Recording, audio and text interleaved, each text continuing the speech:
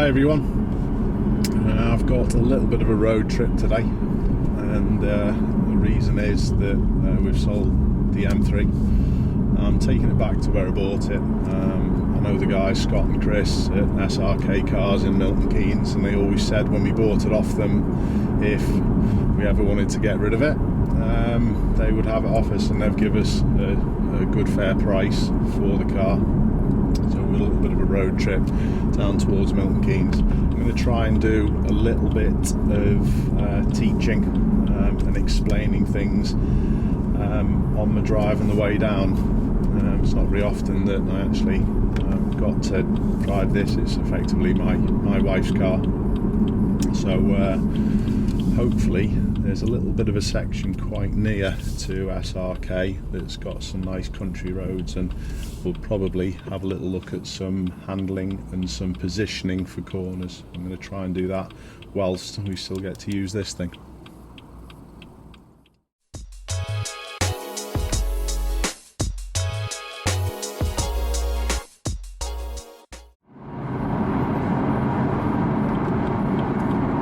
So we've got the best part of 3 hours to go. Liverpool to Milton Keynes, 170 odd miles. And to be honest, I've never actually enjoyed longer journeys in the M3. It's quite stiff suspension effectively. It's a race car for the road. That's how I've always seen it. It's quite loud. Even now I've got the exhaust in quiet mode, and there's quite a drone to it. You may even be able to pick up on that with the audio also. But I have really enjoyed this car. I absolutely love it. I even said in a video probably 6 or 8 months or so ago that I wouldn't sell it, but we've decided to get rid of it, and we're going electric. I'm not going to let everyone know what car that we've actually ordered, because it's a private car. It's my wife's car, and even when she's been out in this, it's been recognised as my vehicle, so we're just trying to keep under the radar.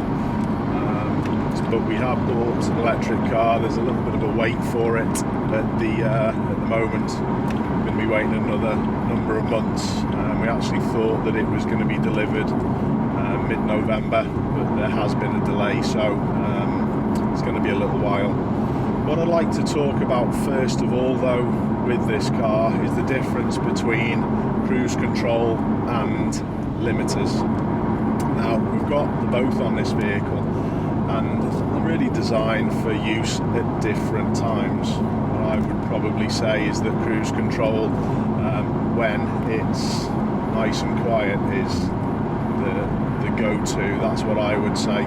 So we've got the cruise control on now. I've just set it to obviously 70, and that's because there's not a lot of traffic around me.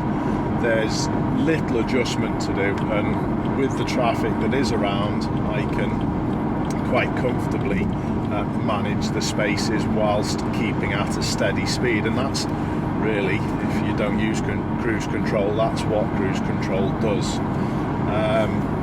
I tend not to use cruise control loads. I tend to use the limiter, which I'm going to go on to talking about shortly, but this scenario that we're in at the minute is perfect for it, like I said, when it's quite nice and light. There are ways to momentarily cancel the limiter. You can actually just press the button and that takes it off. It is still actually set. You may be able to make out the green display on my dashboard, and if I press resume again, it will then take me back to 70. I can change the speed that I'm set at by a little toggle here, but for me that's far too much faffing with what we've got with the lorry if the situation was busier around. So honestly, for the moment, I'm just going to take it off. I'm just going to literally just control the car myself. We've you've got a little bit of a slip road to do. A lot of the time people emerge late at junctions like this, so I need that adjustability, and having cruise control in this scenario where you've got a fair bit potentially to do isn't right. I'm just keeping an eye on the white pickup to my right hand side also. As the road splits, we have got enough to go off and get past the lorry comfortably. It does say an advisory speed limit down on the corner of 50. I know this corner very well, but I'm not going to take any risks. I know we're doing a fair bit more. I'm doing 66 at the minute, but traffic conditions are light, the road's not too greasy, but when it says advisory, that's probably for the worst case scenario as well. But don't take any risks. Like I said, I know this road perfectly. So we've got the cruise control still activated. I'm going to press reset. In fact, it's just gone off because we're a little lower than it. So I've just reset it to 65, 66, 68, 69, 70. But here again, it's not good to have on at this situation because I need adjustability. So just remember with cruise control, literally use it when it's quiet. Might be an idea just to show a little bit about how the limiter works as well. We've got a limiter on the same side of the steering wheel,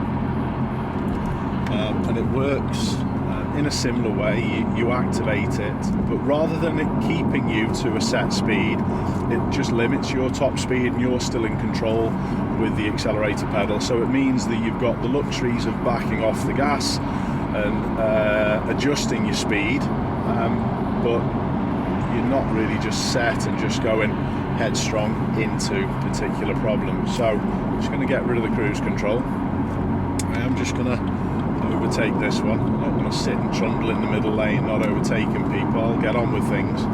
But it's a nice opportunity to set the limit to 70. Now, some people think that it won't go faster than that. It actually will. I'm not going to do it at 70 miles an hour, but I'll try and show you a little bit further up the road actually what happens. So even if I accelerate a little bit now, it will get back up to a 70 limit, and then I'm pushing that accelerator, it won't go. Now, I'm not going to break the speed limit by much, but there is a way out of it if you put your foot further down. Now my foot's nearly to the floor there you go. So it has to go a fair bit before it deactivates the limiter, but it will do on most cars. I actually don't know any vehicles that it won't work in that way. So don't be scared of using the limiter. There is always a get out. You can quickly cancel it anyway, but if you push your accelerator pedal further and further down, it will reach a specific point on your vehicle and then it will disengage. But even that scenario that I had with the lorry, I didn't have enough available, just being aware of this one as well. I didn't have enough available because the limiter was on to actually get myself out of a little problem.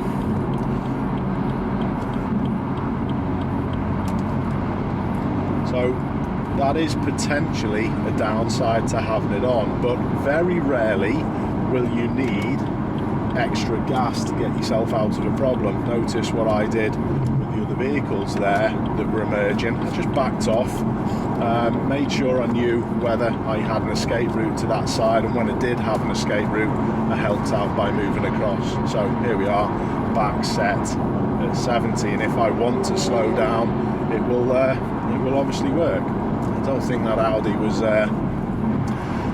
using their speed limit, or they might have just been set quite high.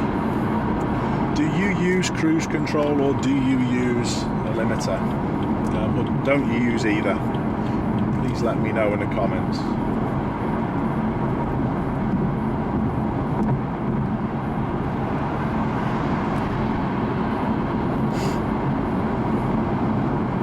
So this again for me is suited more to a limiter as opposed to cruise control. there's a little bit going on. I am catching slightly at 70 these vehicles in front, and I'm definitely catching the lorries and the van on the left. But like I said, if we had cruise control at this minute, I can't time where I want to be with these on the left with the black BMW that's overtaking me.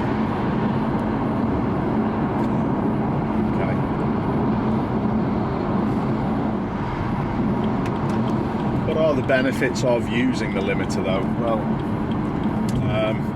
if I keep this limiter on to 70 all the way down to Milton Keynes, there's no in the world that I'm going to be breaking speed limits, unless there's obviously a temporary speed limit. And if there's a temporary speed limit, it's quite easy just to knock your limiter down a number of miles an hour. So therefore it protects your license. It's a safer way of doing things as well. If everyone is limited to 70, that it's not actually speed that kills, it's the difference in speed that kills. And if everyone is limited to the same sort of speed, actually lane changing and positioning is a lot easier. I've just been able to back off. I was just wary of the red lorry because it didn't have an escape route to my right. But if you think about what I was just saying there about my escape route and the difference in speed, I just didn't have an escape route because the vehicles to my right are travelling a little bit faster than me. You imagine if everyone was to the same speed, they wouldn't be catching. Therefore, you should have more escape routes. Well, it's easy enough in theory. It's not necessarily going to work like that in real life. Let me know what you think on what I've just said about those limiters, and if everyone was at the same sort of speed, do you think that it would make the journeys in your road a little bit easier to manage?